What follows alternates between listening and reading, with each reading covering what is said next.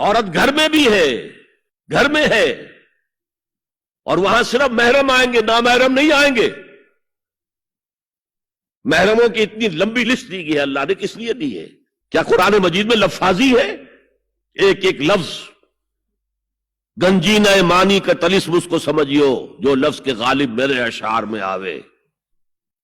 غالب نے تو تعلیق کی ہے، اللہ کے کلام میں تو یہ بات صحیح ہے نا۔ گھر کے اندر نامحرم نہیں آئے گا۔ گھر میں اگر وہی ایک بیٹی تھی جو آپ نے اپنے داماد کو دے دی ہے اور کوئی اور بیٹی نہیں ہے تو داماد گھر میں آ سکتا ہے اور نہیں آ سکتا، سالی سے اس کا پردہ ہے، دیور سے بھابھی کا پردہ ہے، چچا زاد بھائی بہنوں کا پردہ ہے۔ چچا سے پردہ نہیں ہے، ماموں سے پردہ نہیں ہے، چچا زاد پردہ ہے، ماموں زاد پردہ ہے، خالہ زاد پردہ ہے، پھوپھی زاد پردہ ہے۔ یہ سارے احکام کس لیے دیے گئے؟ گھر کے اندر بھی ستر اور نگاہیں نیچی۔ مولانا حمید الدین فراہی نے ایک نکتہ بیان کیا کہ سورہ احزاب میں جو پردے کا بیان ہے وہ ہے گھر سے باہر کا پردہ۔ جب اے نبی کہہ دیجئے قل لازواجک و بناتک و نساء المؤمنین یدنین علیہن من جلابیبہن۔ جلباب کہتے تھے ایک بڑی چادر، کوئی عربوں کی تہذیب میں موجود تھی دو چیزیں، گھر میں ان کے ایک دوپٹہ ہوتا تھا جسے خمار کہتے تھے، خمار، خمرہن کا لفظ آیا ہے سورہ نور کے اندر۔ گھر سے باہر نکلتی ہوئی وہ اپنا پورا وجود ایک چادر میں لپیٹ لیتی تھی، لیکن چہرے کا پردہ نہیں تھا۔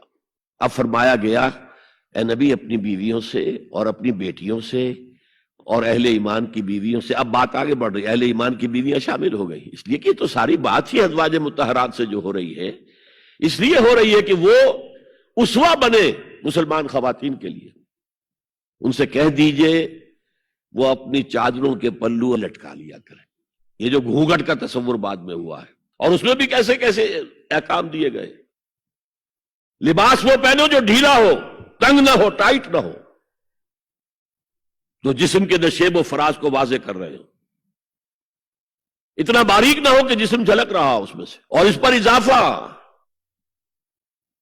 وَضْرِبْنَا بِخُمُرِهِنَّ عَلَى جُيُوبِهِنَّ، اپنے گریبانوں کے اوپر اپنی روڑنیوں کے، یہ خمار آ گیا جو اوڑھنی ہوتی ہے، اس کے بکل مار لو، تاکہ نسوانی حسن کا ایک بڑا حصہ ہے یہ چھاتی جو ہے، اس کو اور ایک کور ایڈیشنل مل جائے۔ کرتا تو ہے ہی، لیکن وَضْرِبْنَا بِخُمُرِهِنَّ، خمار کی جمع خمر۔ سورہ احزاب میں آیا جلابیب، جلباب کی جمع، وہ بڑی چادر جس میں لپٹ کر گھر سے نکلتی تھی، لیکن یہ کہ یہاں پر خمرہن، خمار کہتے ہیں اوڑھنی کو جو گھر میں بھی استعمال ہوتی ہے، تو وہ سر پر بھی ہو اور اس کا ایک بکل جو ہے تمہاری سینے پر بھی آ جائے، ایڈیشنل کورنگ۔ اس کے باوجود بھی نگاہیں نیچی رکھو۔